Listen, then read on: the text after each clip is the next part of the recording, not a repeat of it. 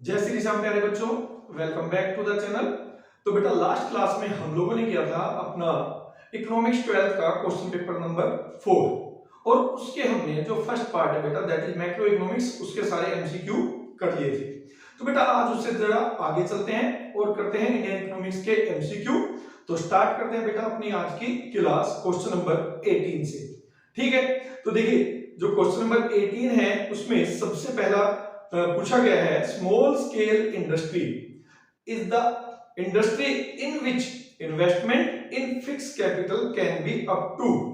Option A है 2 crore, option B है 5 crore, option C है 10 करोड़ और ऑप्शन डी है नन ऑफ द अबव। ठीक है, तो यहां पे बेटा जो क्वेश्चन नंबर 18 है उसका जो आंसर होगा वो होगा आपका option see that is 10 crore. ठीक है, ये आपको ध्यान रखना है, right. This is your answer. आज के टाइम पर जो स्मॉल स्केल इंडस्ट्री है बेटा उसके लिए मिनिमम इन्वेस्टमेंट जो है वो 10 करोड़ फिक्स किया हुआ है। क्लियर। तो अब इसके बाद इसी में एक और ऑप्शन आपसे दे रखा है बेटा, पूछा गया है first industrial policy was declared in 1956।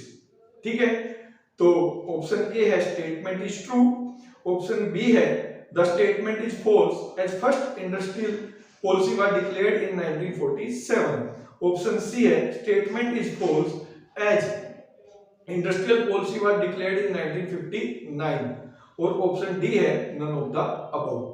ठीक है, तो यहां पे बेटा जो और वाला आपका जो ऑप्शन है उसमें जो आपका आंसर है बेटा वो है option D that is none of the above.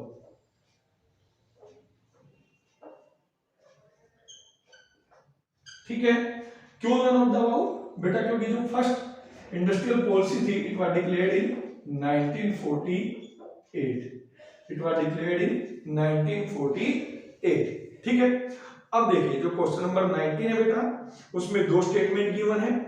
तो स्टेटमेंट फर्स्ट है बेटा GST is game changing reform for the Indian economy, right. इसके बाद स्टेटमेंट 2 गिवन है बेटा GST has remove the cascading effect of tax, right.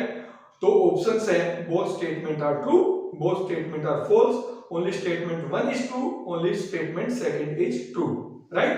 तो यहां पे आपका जो 19th में करेक्ट आंसर है बेटा वह है option A, both statements are true. क्यों? देखिए जो जीएसटी है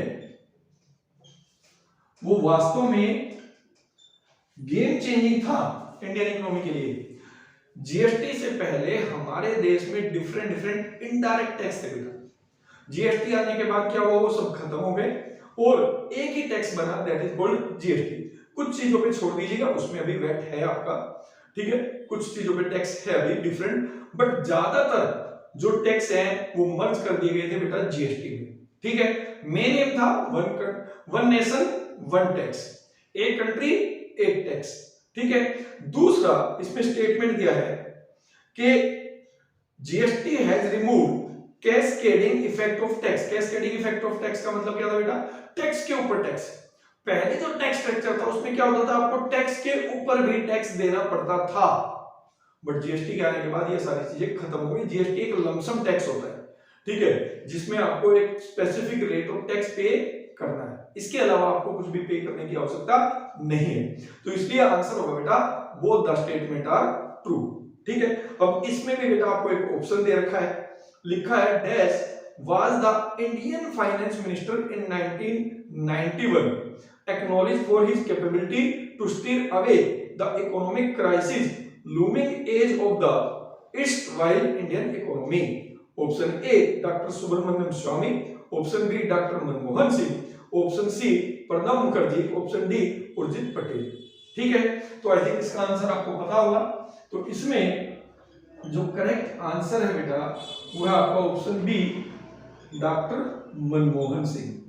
ठीक है जी, ये बिल्कुल वही मनमोहन सिंह जी हैं जो 1991 में हमारे यहाँ फाइनेंस मिनिस्टर थे और उसके बाद ठीक है हमारे देश के पीएम भी बने।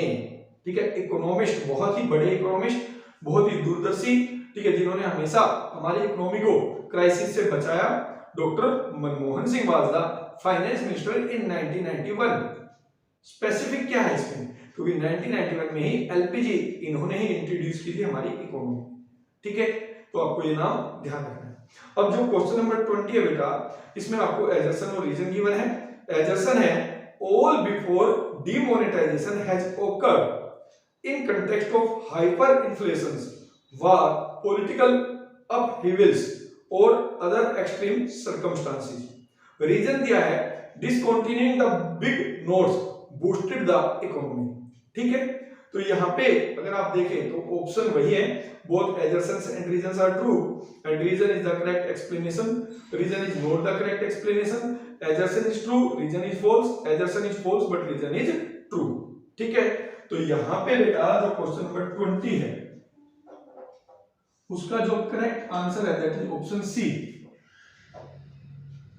assertion is true but reason is false,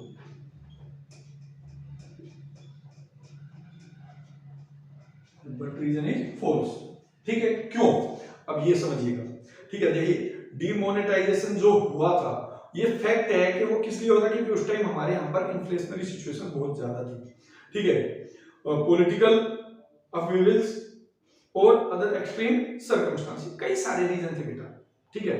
demonetisation के पीछे क्या क्या रीजन था, एक तो ब्लैक मनी पे कंट्रोल करना, टेररिस्ट एक्टिविटीज जो हमारी इकोनॉमी में चल रही थी, ठीक है, हमारी इकोनॉमी में एक पैरेलल इकोनॉमी चल रही थी, ब्लैक मनी की इकोनॉमी बेटा, तो उसको खत्म करने के लिए ही आपने डिमोनेटाइजेशन किया था, तो ये एजर्सन तो ठीक है, बट जो रीजन है discontinuing the big notes boosted the economy, ये बहुत गलत है, ठीक है, बूस्ट तो किया नहीं था क्योंकि लोगों का सारा पैसा बैंकों में चला गया था, तो इकोनॉमी में जो है परचेजिंग पावर कम हुई थी बेटा, तो उससे कुछ समय के लिए रिसेशन की सिचुएशंस आई थी, तो इसलिए रीजन जो है गलत है, केवल एजर्सन सही है, ठीक है।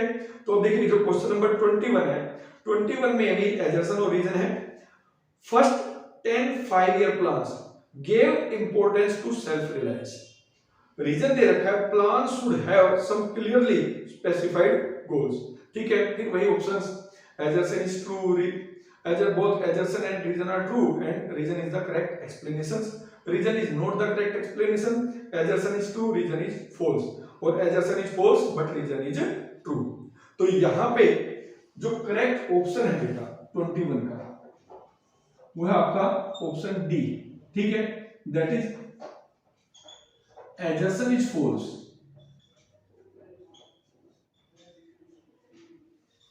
but reason is true. अब क्यों, देखिए लॉजिक समझिए, इसमें पूछा गया फर्स्ट 10 ईयर प्लान्स, नहीं 10 ईयर प्लान से पहले ही हमारे इंडियन इकोनॉमी जो है सेल्फ रिलायंस अचीव कर चुकी थी, ठीक है, सेल्फ रिलायंस का मतलब था ऐसी गुड्स जो हम इंपोर्ट कर रहे थे उनको अपने देश में ही प्रोड्यूस करना, ठीक है, तो self reliance we have achieve already before 10 5-year plan, ठीक है। फिर रीजन दिया है plan should have some clearly specified goal, ये फैक्ट है, हर प्लान का जो हम हर 5-year प्लान बनाते थे उसमें स्पेसिफिक गोल्स होते थे, क्लियर होते थे कि हमें इन 5 years में क्या टारगेट अचीव करना है, तो इसलिए बेटा एजर्सन इज फॉल्स और रीजन इज ट्रू, ठीक है।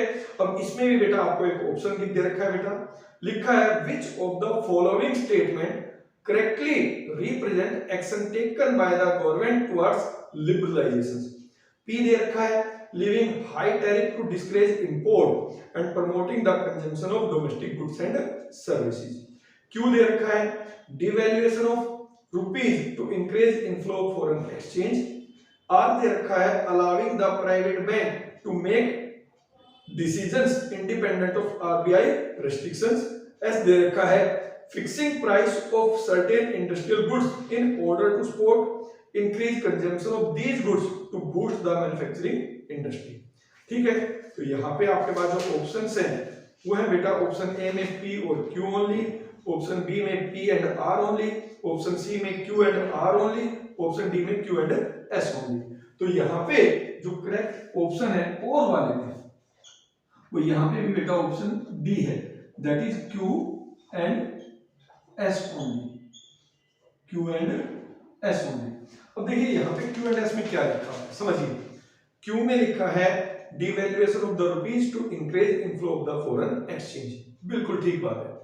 गवर्नमेंट ने इंटेंसली, ठीक है, अपने डोमेस्टिक करेंसी को डीवैल्यू किया था ताकि हमारे एक्सपोर्ट बढ़ सके और हमारे इंपोर्ट कम हो जाए, ठीक है। और एस में लिखा है बेटा fixing price of certain industrial goods, कुछ इंडस्ट्रियल गुड्स का प्राइस गवर्नमेंट ने फिक्स कर दिया था ताकि उन गुड्स के कंजम्पशन को प्रमोट किया जा सके। जो पी है, ठीक है, leaving high tariff to discourage import and promoting consumption of domestic goods and services, ठीक है, ये बिफोर 1991 किया था।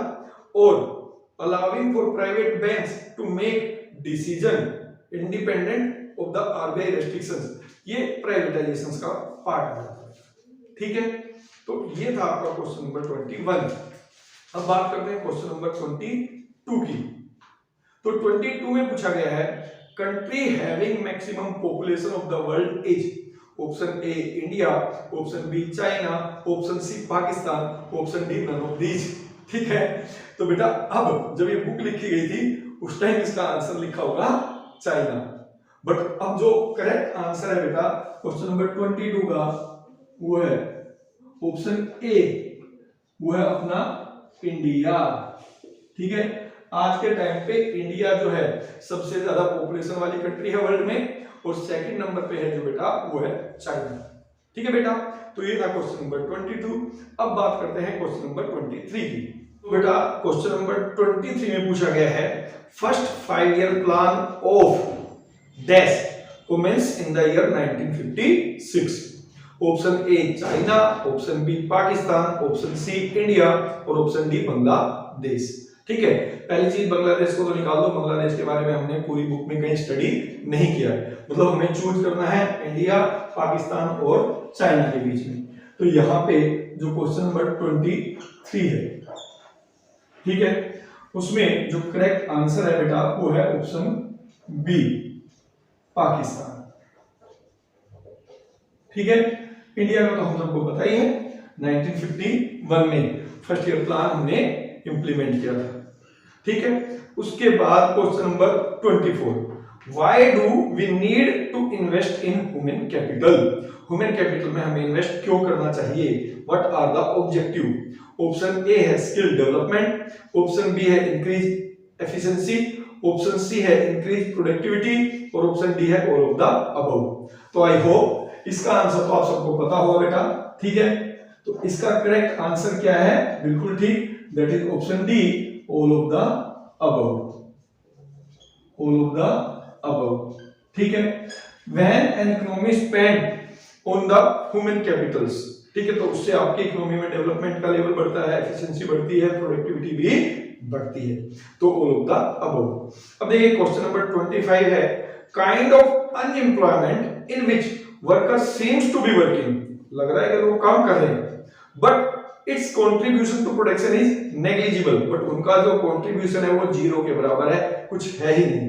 Is called option A seasonal unemployment, option B disguised unemployment, option C industrial unemployment, option D educated unemployment, ठीक है। तो इसका answer भी आपको पता होगा, बहुत बारीक क्वेश्चन पूछा गया है और आसान सा है, तो वो है बेटा option B, that is disguised unemployment,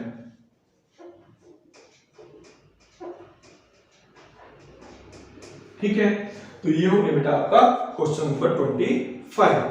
अब बात करते हैं डिसगाइड, पता है ना आपको, क्योंकि डिसगाइड के बारे में तो पहले भी बहुत आपने पढ़ा होगा, 9th-10th में भी डिसगाइड आता है, ठीक है। मोस्टली कहां पे पाया जाता है, एग्रीकल्चर सेक्टर में, ठीक।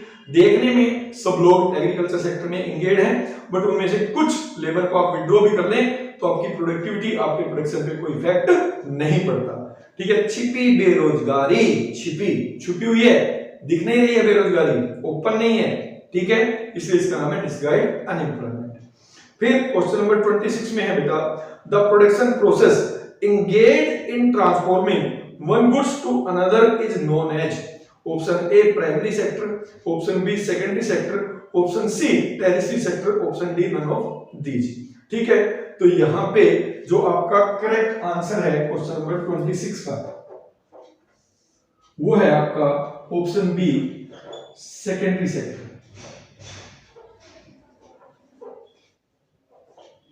सेकेंडरी या मैन्युफैक्चरिंग, ठीक है, सेकेंडरी या मैन्युफैक्चरिंग, ठीक है, जिसमें हम लोग क्या कर रहे हैं, रॉ मटेरियल्स लेते हैं और उसको कन्वर्ट करते हैं फाइनल गुड्स में, ट्रांसफॉर्म कर देते हैं बेटा वन गुड्स को अनदर गुड्स में, कपड़ा लिया शर्ट बना, राइट। अब देखिए जो क्वेश्चन नंबर 27 लास्ट क्वेश्चन है, name the active factor in productions.